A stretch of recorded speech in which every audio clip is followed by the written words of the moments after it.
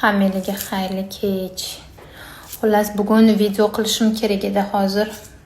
Efirimni tugatib, esimga yana tushdi. Ya'ni charchaganimni bilyaptim ko'zlarimda. O'zi ham 1,5 soatlik efir qildim. Men endi ujin qilaman. Ujinga meva mumkinmi? Deyishinglar mumkin, da mumkin menga.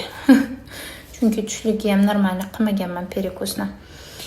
Bilasizlar, men kollagen haqida aytibman. Kollagenlarimni sizlarga ko'rsatyapman. Tibamet kollageni deb aytibman, lekin ayrim qizlar bugun direktga ham yozishdi. Natijasi unchalik bo'lmadi-yu. Oldim deb narxlarni ham aytdinglar.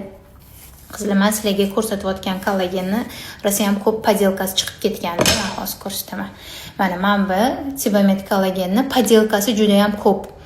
Qo'lda ham tayyorlab sotishyapti-da, arzon bu. Buni effekti bo'lmaydi. Yaxshisi Tibamet olmanglar. Hozir faqat mana